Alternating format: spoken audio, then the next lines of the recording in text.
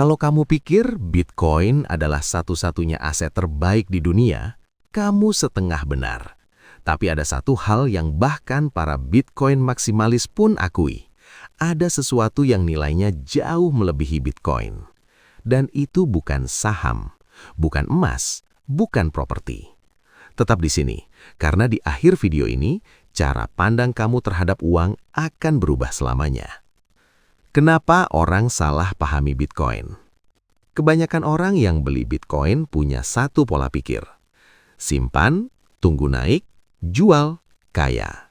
Dan memang, kalau kamu beli Bitcoin 5 tahun lalu, sekarang mungkin sudah untung besar. Tapi ada masalah besar yang jarang dibicarakan. Ketika harga Bitcoin naik, tiba-tiba muncul pertanyaan yang menyiksa. Kapan saya jual? Apakah ini sudah puncaknya? Apa saya rugi kalau pegang terus?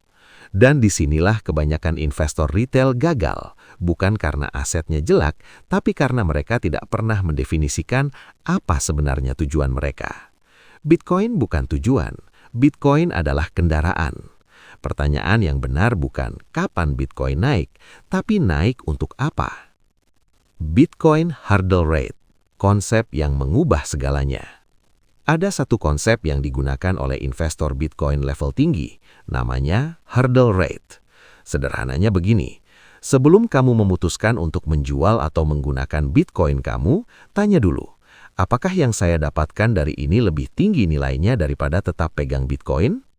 Contoh nyata, kalau Bitcoin tumbuh rata-rata 40-60% per tahun dalam siklus bull, maka kamu hanya akan menukar Bitcoin kamu kalau kamu mendapatkan sesuatu yang nilainya lebih dari itu.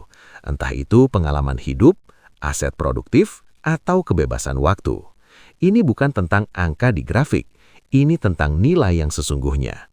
Dan disinilah orang-orang mulai sadar, ada hal-hal dalam hidup yang tidak bisa dibeli dengan return on investment biasa.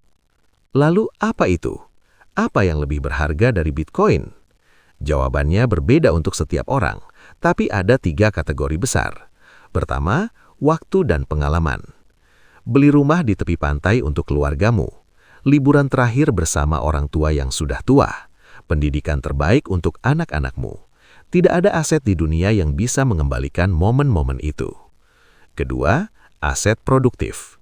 Bisnis yang menghasilkan arus kas. Properti yang disewakan setiap bulan, investasi di dirimu sendiri, skill, kesehatan, jaringan. Ini adalah aset yang bekerja untukmu, bukan hanya aset yang kamu tunggu naiknya. Ketiga, kedamaian pikiran. Ini yang paling sering diremehkan. Berapa banyak orang yang pegang Bitcoin tapi tidak bisa tidur karena cek harga tiap 2 jam? Kalau kamu menukar sebagian Bitcoin untuk sesuatu yang membuat hidupmu lebih tenang, itu bukan keputusan finansial yang buruk, itu keputusan hidup yang bijak. Intinya, Bitcoin adalah alat untuk mendapatkan kebebasan, bukan penjara baru yang membuatmu takut keluar.